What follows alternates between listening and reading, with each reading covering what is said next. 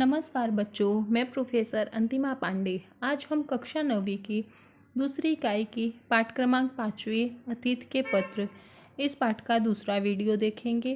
पहले वीडियो में आपने देखा कि विनोबा भावे जी ने गांधी जी को पत्र लिखा और पत्र के माध्यम से उन्होंने यह बताया कि वो वाई में 1 साल तक क्यों रुक गए, जबकि उन्हें आश्रम से बहुत अधिक प्रेम था।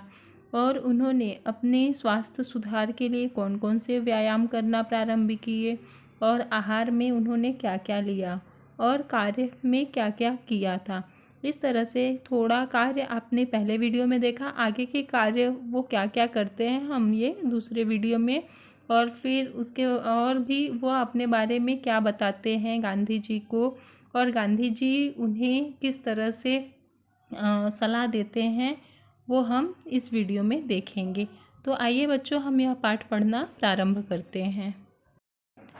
पिछले वीडियो में हमने यह देखा था कि वो कार्य में क्या क्या करते थे, यानी गीता का उन्होंने वर्ग चलाया था, ज्ञानेश्वरी का, उपनिषद का, और हिंदी के प्रचार के लिए भी उसका उन्होंने वर्ग चलाया था।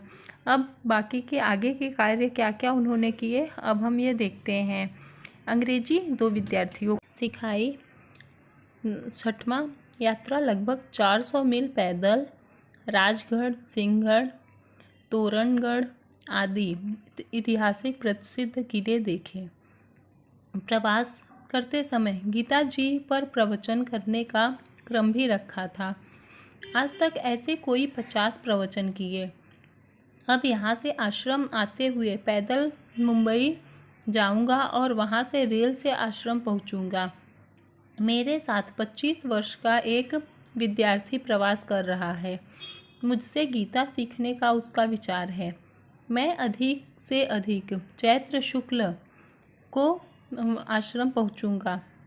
यहाँ पर चैत्र शुक्ल एक दिया है, यानी चैत्र महीने के शुक्ल पक्ष के पहले दिन वो आश्रम पहुंच जाएंगे, ऐसा विनोबा भावे जी पत्र में लिखे हैं। 8वां, उन्होंने कार्य में क्या किया वो बता रहे हैं।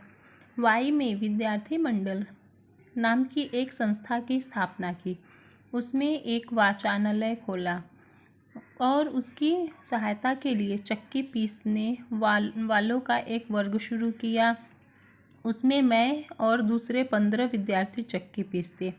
जो मशीन की चक्की पर पिसवाने ले जाते उनका काम हम 1 पैसे में 2 सेर हिसाब से करते और ये पैसे वाचनालय को देते। पैसे वालों के लड़के भी इस वर्ग में शामिल हुए थे। यह वर्ग कोई 2 मास तक चला और वाचनालय में 400 पुस्तकें इकट्ठी हो गई। उन्होंने एक वाचनालय खोलने के लिए वो किस तरह से वहाँ पे पुस्तकें इकट्ठा किया जाए, तो उन्होंने चक्की चलाने का काम शुरू किया। यानी जो भी कोई अपने अनाज पिसाने के लिए चक्की यानी मशीन वाली चक्की के पास लेकर जाता, तो वह उसके कम भाव में हाथ की चक्की से उन्हें पीस कर देते थे और उससे जो भी पैसे इकट्ठा होते थे वो वाचनालय के पुस्तकों को खरीदने के लिए वो पैसे लगा देते थे। और उन्होंने वह काम जो है 2 मास तक यानी 2 महीने तक किया और उतने में उन्होंने 400 पुस्तकें इकट्ठी कर ली।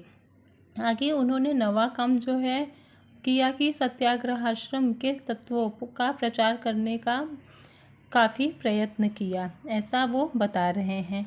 आगे उन्होंने पत्र में लिखा है कि वो उन्होंने और क्या काम किए। बड़ौदा में 10-15 मित्र हैं। इन सबको लोक सेवा करने की इच्छा है। इस कारण वहाँ 3 वर्ष पहले हमने मातृभाषा के प्रचार के लिए एक संस्था स्थापित की थी। इस संस्था के वार्षिकोत्सव में गया था।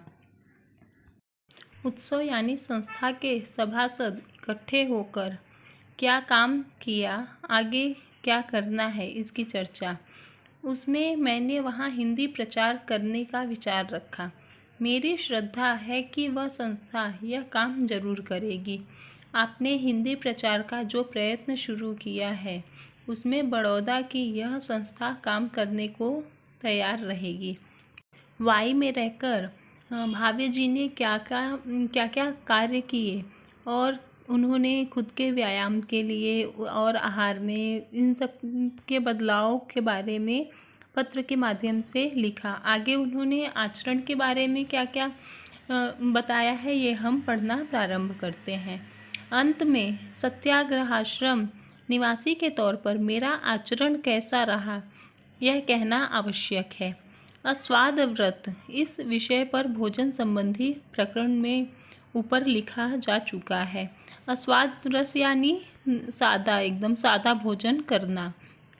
अपरिग्रह, लकड़ी की थाली, कटोरी, आश्रम का एक लोटा, धोती, कंबल और पुस्तकें, इतना ही परिग्रह रखा है। अपरिग्रह यानी त्याग करना, यानी संग्रह न करना, जैसे कोई भी वस्तु ये इकट्ठी करके न रखना। और परिग्रह यानी कब्जा करना।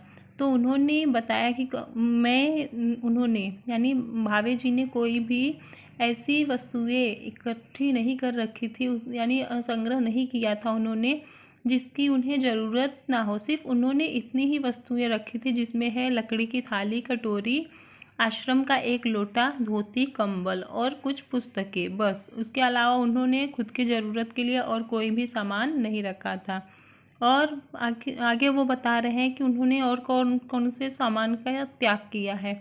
बंडी, कोट, टोपी वगैरह न पहनने का व्रत लिया है। इस कारण शरीर पर भी धोती ही ओढ़ लेता हूँ। करघे पर बुना कपड़ा ही इस्तेमाल करता हूँ। करघे यानी कपड़ा बुनने वाला जो यंत्र होता है, जैसे कि गांधी जी जैसा चरखा टाइप में कुछ रहता है वैसा ही।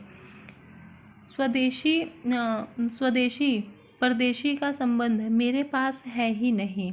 आपके संबंध मद्रास के व्याख्यान के अनुसार व्यापक अर्थ न किया हो तो ही। सत्य, अहिंसा, ब्रह्मचर्य, इन व्रतों का परिपालन अपनी जानकारी में मैंने ठीक ठीक किया है, ऐसा मेरा विश्वास है। उन्होंने जो भी कपड़ा, यानी उन्होंने सिर्फ धोती, कंबल, यही सब खुद के लिए पहनते थे। और यहाँ तक वो बंडी, टोपी, ये सब, टोपी और कोट वगैरह ये सब, यानी उन्होंने कुछ भी नहीं पहनने का व्रत लिया था। और फिर वो बता रहे हैं कि स्वदेशी परदेशी में उनके पास ऐसे कोई भी उनसे कोई संबंध नहीं थे, यानी उनके पास जो भी आता था वो सबको अपना मानकर उनको व्याख्यान देते थे। और वो बता रहे सत्य, अहिंसा, ब्रह्मचर्य, इन व्रत का पालन उन्होंने एकदम अपने निष्ठापूर्वक किया है, ऐसा उनका विश्वास है। आगे फिर वो क्या बताते हैं ये हम पढ़ेंगे। अधिक क्या कहूँ, जब भी सपने आते हैं तब मन में एक ही विचार आता है, क्या ईश्वर मुझसे कोई सेवा लेगा। मैं पूर्ण श्रद्धा से इतना कह सकता हूँ कि आश्रम के नियमों के अनुसार एक को छोड़कर मैं अपना आचरण रखता हूँ, यानी मैं आश्रम का ही हूँ, आश्रम ही मेरा साध्य है। जिस एक बात की कमी का मैंने उल्लेख किया है वह है अपना भोजन, यानी भाकरी। स्वयं बनाना मैंने इसका भी प्रयत्न किया, पर प्रवास में यह संभव न हो सका। सत्याग्रह का या दूसरा कोई, शायद रेल संबंधी सत्याग्रह शुरू करने का सवाल पैदा होता है तो मैं तुरंत ही पहुंच जाऊंगा। इधर आश्रम में क्या फेरफार हुए हैं तथा कितने विद्यार्थी हैं, राष्ट्रीय शिक्षा की योजना क्या है तथा मुझे अपने आहार में क्या परिवर्तन करना चाहिए, यह जानने की मेरी प्रबल इच्छा है। आप स्वयं मुझे पत्र लिखें, ऐसा विनोबा का आपको पितृतुल्य समझने वाले आपके पुत्र का आग्रह है। मैं 2-4 दिन में ही यह गांव छोड़ दूंगा। विनोबा के प्रणाम। पितृतुल्य यानी पिता के समान। और इसमें बता रहे हैं, इस परिच्छेद में बता रहे हैं भावे जी कि उन्होंने वो कह रहे हैं कि अधिक क्या लिखूं, वो जो है उनकी पूर्ण श्रद्धा जो है वह आश्रम के लिए ही है और उन्होंने ही आश्रम के नियमों के अनुसार ही उन्होंने जो भी काम किया, उनका आचरण जो भी रहा वह आश्रम के ही नियमों के अनुसार रहा है, ऐसा वो बता रहे हैं। और वो आगे पत्र लिख रहे हैं, अगर कोई भी सत्याग्रह होने वाला है तो आप उनकी सूचना यानी गांधी जी से कह रहे हैं कि उसकी सूचना मुझे तुरंत तक पहुंचा देंगे तो मैं आ सकता हूं तुरंत, ऐसा अगर होने वाला है तो फिर। और आगे वो लिख रहे हैं कि अगर कोई आश्रम में फेरफार हुआ हो, यानी कुछ नियम बदले हो या फिर जो भी है बातें नियम कानून से संबंधित, तो आप उन्हें पत्र के माध्यम से बता दीजिए, ऐसा वो आग्रह कर रहे हैं, जानने की इच्छा कर रहे हैं। कौन? भावे जी गांधी जी के द्वारा। तो वो आगे लिखते हैं, अंतिम में पत्र में लिखते हैं कि अगर कोई ऐसी बात है तो मैं आपको एक पिता के समान समझता हूँ और आप मुझे वो सब बातें बताने की कृपा करेंगे। और वो बता रहे हैं कि मैं जो है 2-4 दिन में यह गांव छोड़कर, यानी वाई जो है वो उसको छोड़कर वो आश्रम आने की कोशिश करेंगे।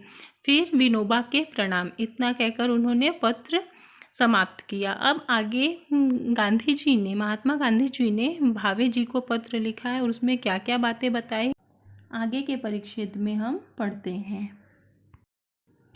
यह पत्र पढ़कर गोरख ने मच्छंदर को हराया, भीम है भीम, यह उद्गार बापू के मुंह से निकले थे। सुबह उनको इस प्रकार उत्तर दिया, तुम्हारे लिए कौन सा विशेष काम मैं लाऊं, यह मुझे नहीं सूझता। तुम्हारा प्रेम और तुम्हारा चरित्र मुझे मोह में डुबो देता है।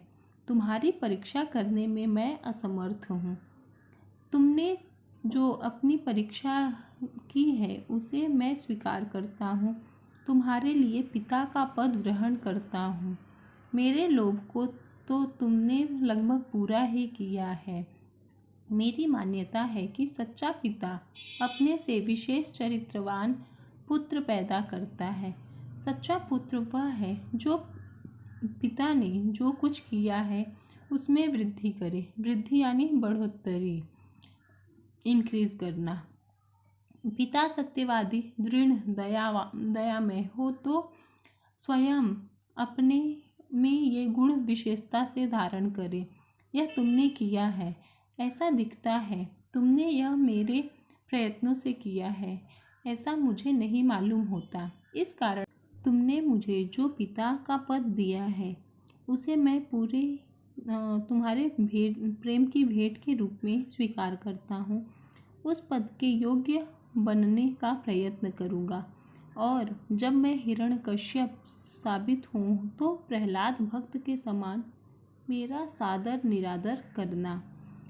बापूजी लिख रहे हैं, यानी महात्मा गांधी जी लिख रहे हैं कि वो बता रहे हैं कि तुमने ऐसे इस तरह से पत्र लिखा है कि उसमें कुछ फेरबदल करने की ज़रूरत ही नहीं है। और जो भी तो मैं तुम्हारे लिए विशेष क्या काम लाऊं, ऐसा भी कुछ उन्हें नहीं समझ में आ रहा है, कुछ सूझ नहीं रहा है, यानी कुछ समझ में न आना, ऐसा बापू लिख रहे हैं भाभी जी के लिए। और कह रहे हैं कि तुम्हारा पुत्र प्रेम देखकर तो मैं उसमें एकदम डूब गया हूँ, ऐसा बता रहे हैं, क्योंकि तुमने मुझे अपने पिता के समान समझा। और वह आगे बता रहे हैं कि जो भी अगर एक अच्छा पुत्र होता है, चरित्रवान पुत्र अगर पैदा होता है तो वो जो भी पिता का दिया हुआ रहता है उसमें हमेशा वो बढ़ोतरी ही करता है। तो तुम एक अच्छे चरित्रवान पुत्र साबित हुए। और वह आगे बता रहे हैं कि अगर मैं तुम्हें कभी पितृ प्रेम में कुछ अगर अयोग्य दिखूं तो तुम मुझे हिरण्यकश्यप के समान तुम मेरा निरादर कर सकते हो। यानी जिस तरह से प्रहलाद ने अपने पिता के खिलाफ जाकर विष्णु भगवान की पूजा की, उनकी आराधना की और अपने पिता के बनाए नियमों का पालन नहीं किया, तो इस तरह से गांधी जी भी भावे जी को बोल रहे हैं कि उसी तरह तुम भी मेरा निरादर कर सकते हो। आगे फिर उन्होंने लिखा है, तुम्हारी यह बात सच्ची है कि तुमने बाहर रहकर आश्रम के नियमों का बहुत अच्छी तरह पालन किया है। तुम्हारे आश्रम में आने के बारे में मुझे शंका थी ही नहीं। तुम्हारे संदेश मामा फड़के ने मुझे पढ़कर सुनाए थे। ईश्वर तुम्हें दीर्घायु और तुम्हारा उपयोग हिंदी की उन्नति के लिए हो, यही मेरी कामना है।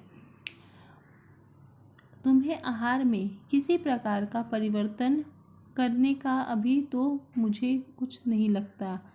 दूध का त्याग अभी तो मत करना। इतना ही नहीं, आवश्यकता हो तो दूध की मात्रा बढ़ाओ। रेल विषयक सत्याग्रह की आवश्यकता अभी नहीं है, पर उसके लिए ज्ञानी प्रचारकों की आवश्यकता है। यह संभव है कि शायद खेड़ा जिले में सत्याग्रह करना पड़ जाए। अभी तो मैं रमता राम हूँ। 2-1 दिन में दिल्ली जाऊँगा। विशेष तो जब आओगे तब सब तुमसे मिलने को उत्सुक हैं। और फिर बापू के आशीर्वाद। इस तरह से पत्र के माध्यम से बापू ने उन्हें बताया कि आश्रम में जो तुम आश्रम में हो नहीं हो, लेकिन तुमने आश्रम के नियमों का पालन बहुत अच्छी तरह से किया। और फिर जो भी मतलब वो बता रहे हैं कि तुम्हारे पत्र जो है वो मामा पढ़ के उन्हें हमेशा सुनाते हैं। और वो कह रहे हैं कि ईश्वर तुम्हें दीर्घायु प्रदान करे, ऐसा बापू पत्र के माध्यम से भावे जी के लिए लिख रहे हैं। और फिर उन्होंने आहार के बारे में बताया कि तुम्हें कोई भी परिवर्तन करने की ज़रूरत नहीं है। अगर हो सके तो दूध की मात्रा को तुम और भी अधिक बढ़ा दो। और फिर बोले कि सत्याग्रह की अभी करने की आवश्यकता नहीं है। रेल संबंधी विषयक यानी संबंधी तो अगर होगा तो ऐसा सूचना तुम्हें दे दिया जाएगा। और फिर ज्ञानी प्रचार को यानी उसके अगर सत्याग्रह के प्रचार के लिए उन्हें ज्ञानी यानी विद्वान प्रचारकों की ज़रूरत है, जो कि अच्छे से उसका प्रचार कर सके। और बता रहे हैं कि शायद से खेड़ा जिले में उन्हें सत्याग्रह करना पड़ सकता है। लेकिन फिर आगे वो लिख रहे हैं, लेकिन अभी तो मैं रमता राम हूँ। रमता राम यानी एक जगह से दूसरे जगह घूमते रहना, एक जगह स्थिर नहीं रहना। तो आगे बापू लिख रहे हैं कि वो अभी तो दिल्ली जा रहे हैं 1-2 दिन में। जब फिर होगा आगे की बातें वो मिलकर बताएंगे। और फिर इस तरह से बापू के आशीर्वाद इतना कहकर वो पत्र को समाप्त करते हैं। फिर बाद में बापू के उद्गार, बहुत बड़ा मनुष्य है। मुझे अनुभव होता रहा है कि महाराष्ट्रियों और मद्रासियों के साथ मेरा अच्छा संबंध रहा। महाराष्ट्रियों में तो किसी ने मुझे निराश नहीं किया ही नहीं, उसमें भी विनोबा ने तो हद ही कर दी। यानी बापू कह रहे हैं कि इस तरह से उन्होंने बहुत सारे जगह घूमा, उन्होंने बहुत जगह की यात्रा की, बहुत प्रवास किए और हर एक मनुष्य से, बहुत सारे मनुष्य से उन्होंने मिला। लेकिन महाराष्ट्रियों और जो मद्रासियों के साथ उनका इतना अच्छा व्यवहार था कि उन्हें सब मतलब बहुत ही अच्छा संबंध था उनका। लेकिन महाराष्ट्रियों में तो जो भावे जी जो थे, उन्होंने बापू को अपना आदर्श मान लिया और उनके बनाए हुए सब नियम कानून सब उनको एकदम पूरी तरह से उन पर ही निर्भर हो गए और उनको ही एकदम फॉलो करने लगे। तो इस तरह से बापू बता रहे हैं कि विनोबा ने तो हद ही कर दी, यानी पूरी तरह से सच में उनका पुत्र वो हो गए और बापू को अपना पिता समझने लगे और उनके बनाए हुए आदर्श को ही अपना आदर्श उन्होंने बनाकर अपना जीवन यापन किया।